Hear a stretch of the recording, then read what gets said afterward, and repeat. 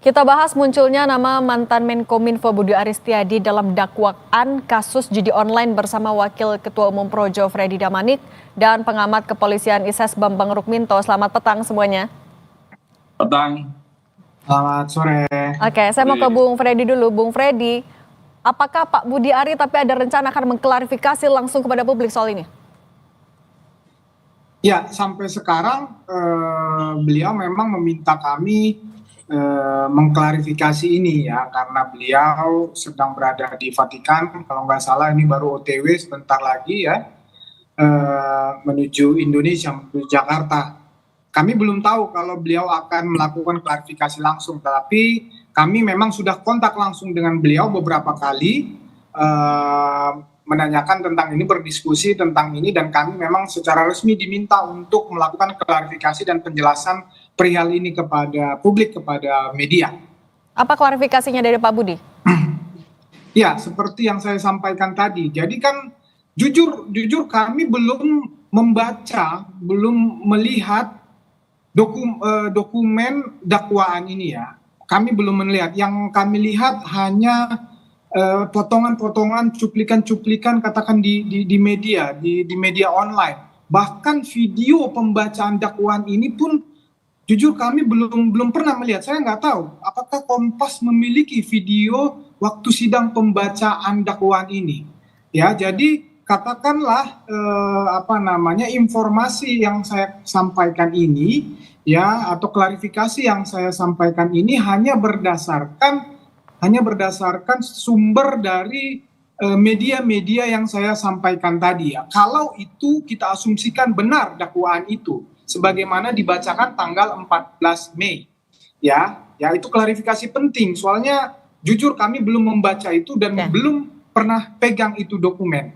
Nah, kalau memang benar seperti apa yang kita dapatkan dari potongan-potongan di media itu mengenai ada yang menulis misalnya dugaan keterlibatan Budi Ari menerima 50% jatah itu persentasenya itu. Nah, jelas seperti yang saya sampaikan di Kompas sebetulnya. Jadi berdasarkan dakwaan tersebut ya, asumsi saya anggap tadi itu benar ya, berdasarkan dakwaan tersebut justru ini bukan berdasarkan saya, berdasarkan dakwaan itu justru ya kesepakatan itu ya kong kali kong itu hanya antara para terdakwa itu, yang 4 orang itu. Mereka membuat porsi-porsi pembagian penerimaan jatah itu. Nah, disebut ada berapa sih itu, 3 atau 4. Nah, salah satunya disebut jatah Budi Ari Setiadi ya, 50% selaku Menteri Kominfo, kan begitu. Nah, tetapi di dakwaan itu sendiri tidak disebutkan bahwa ada saksi atau ada bukti yang menyatakan bahwa Budi Ari mengetahui kesepakatan itu. Itu yang pertama. Tidak menyatakan ada saksi atau bukti yang menyatakan Budi Ari menerima bagian itu, 50% itu atau berapapun itu.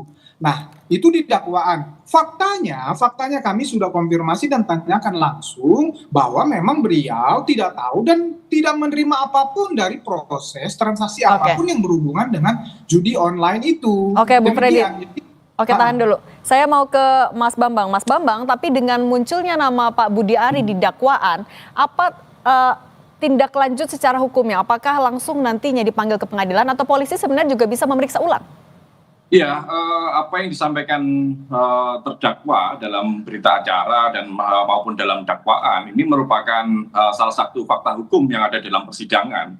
Maka penyidik kepolisian ini seharusnya segera melakukan penyelidikan ulang karena Pak Budi Ari Setiadi yang sudah pernah diperiksa dan melakukan klarifikasi. Dan tugas kepolisian ini bukan hanya sekedar mendengar klarifikasi saja, tetapi mencari bukti-bukti terkait dugaan keterlibatan.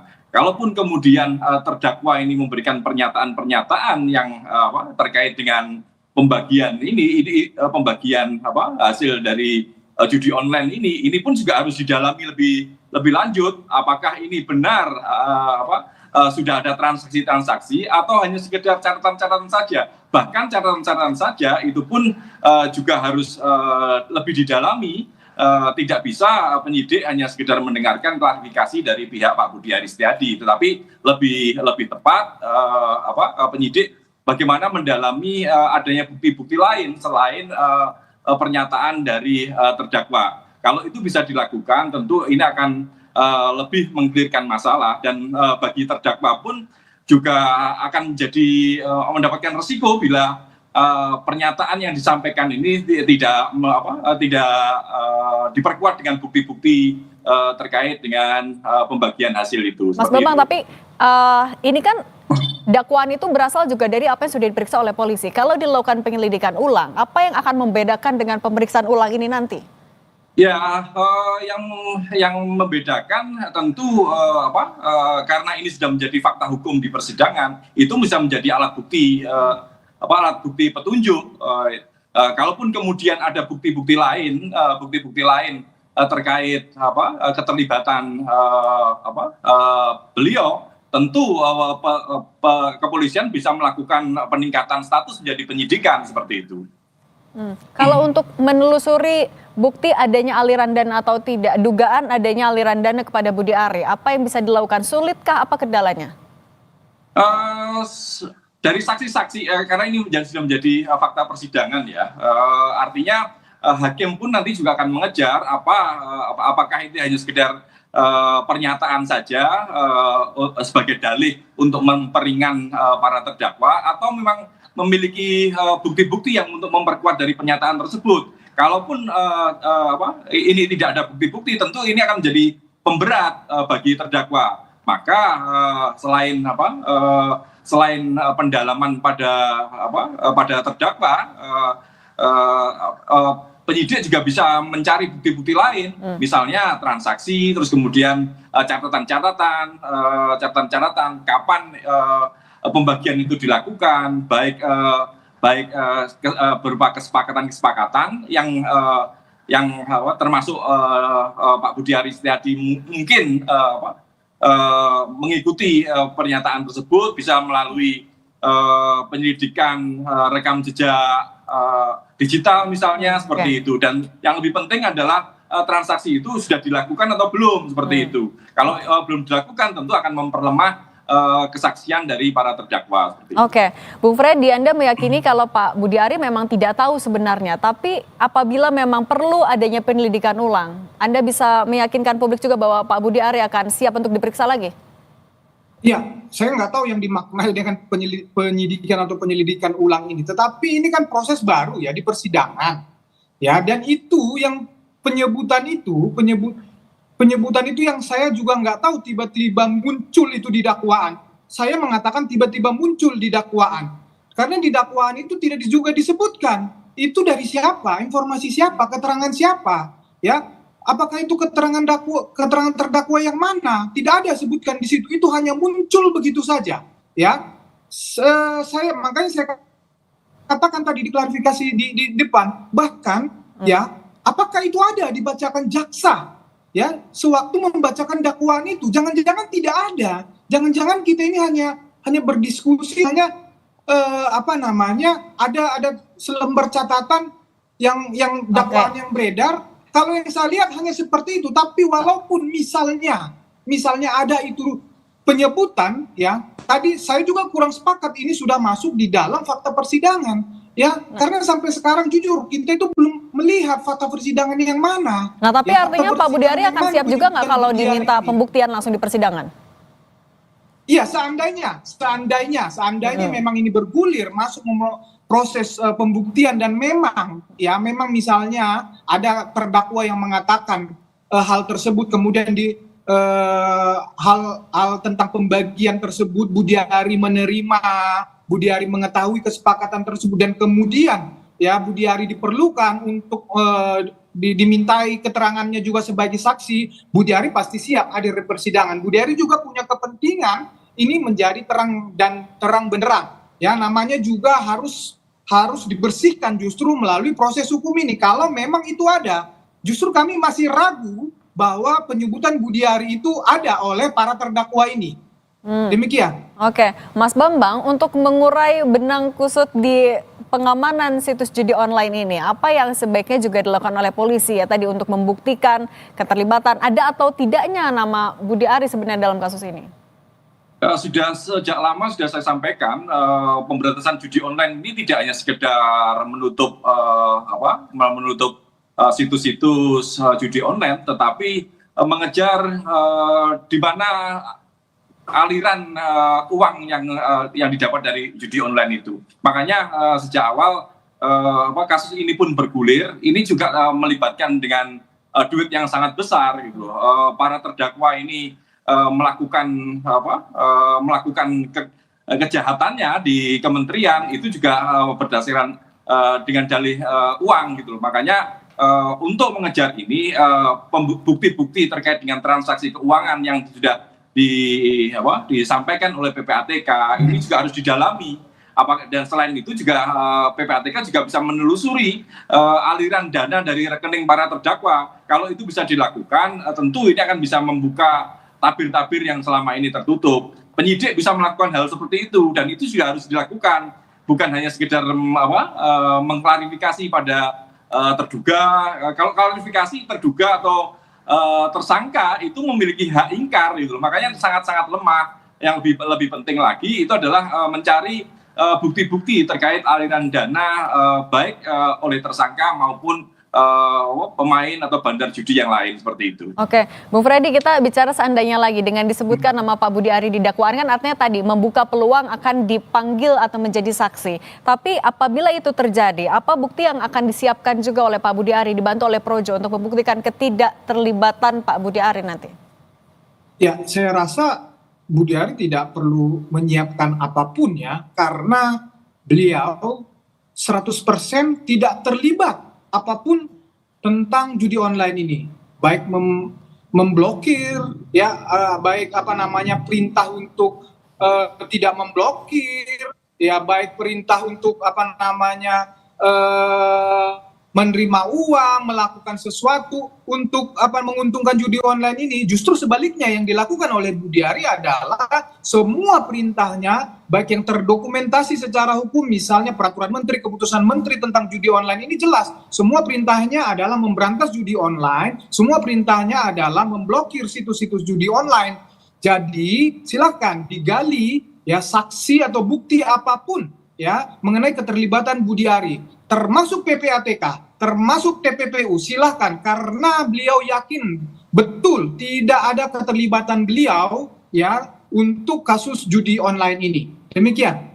Bung Freddy, termasuk akan bisa membuktikan salah satu pihak yang sebenarnya seharusnya tidak lolos administrasi di Kominfo, tapi bisa diangkat oleh Pak Budi Ari, kan ini juga jadi sorotan karena dinilai ada penyalahgunaan kewenangan.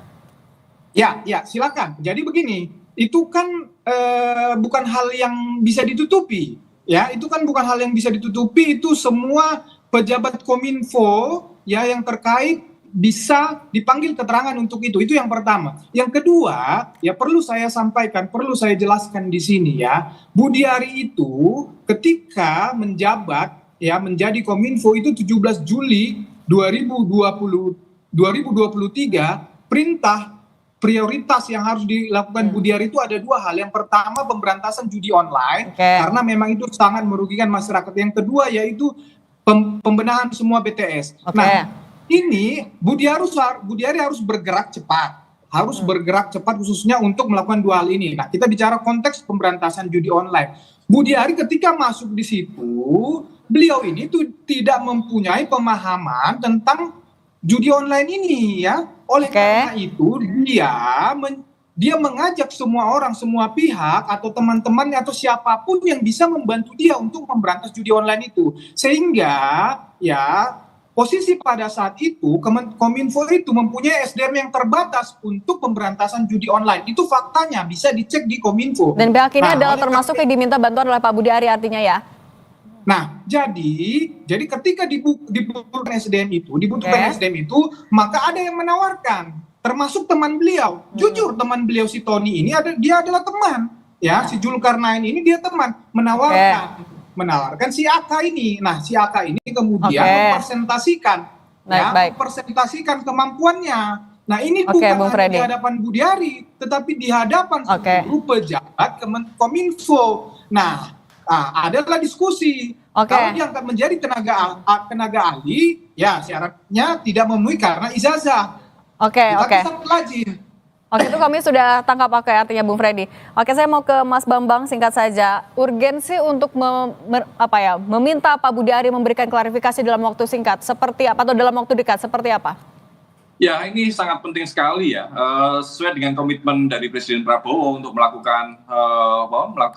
menjanjikan pemerintahan yang bersih.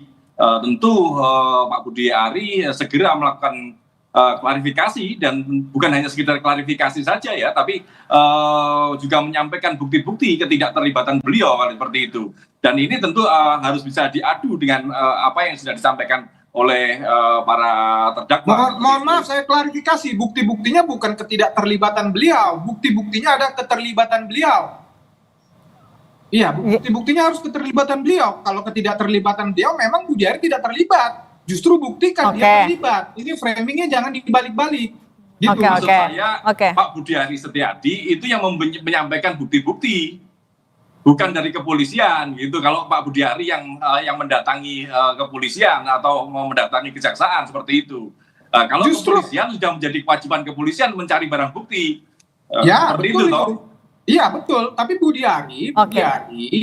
Budi Ari tidak terbukti, tidak ada saksi, tidak ada fakta apapun mengenai keterlibatannya. Jadi tidak perlu Budi Ari itu melakukan. Mas Freddy, apa yang disampaikan terdakwa dalam BAP itu tentu harus didalami oleh pihak kepolisian. Tidak hanya sekedar mendengarkan apa yang disampaikan oleh terdakwa, tetapi kepolisian juga harus menelusuri bukti-bukti apakah ada atau tidak. Pak Budi Ari Setiadi yang ingin membersihkan namanya tentu juga harus menyampaikan bukti-bukti. Kalau hanya sekedar klarifikasi saja, ini tidak akan memecahkan masalah gitu loh. Apa yang mendukung dari pernyataan Budi Ari Setiadi bahwa beliau tidak terlibat dalam pembagian keuntungan yang sudah disampaikan oleh para terdakwa tersebut, seperti itu, Bung Freddy. Oke. Mas Bambang Rukminto, pengamat kepolisian ISES, dan Bung Freddy Damanik, Waketum Projo, terima kasih sudah berbagi di Kompas Petang. Sehat selalu semuanya ya. Sama-sama. Terima kasih.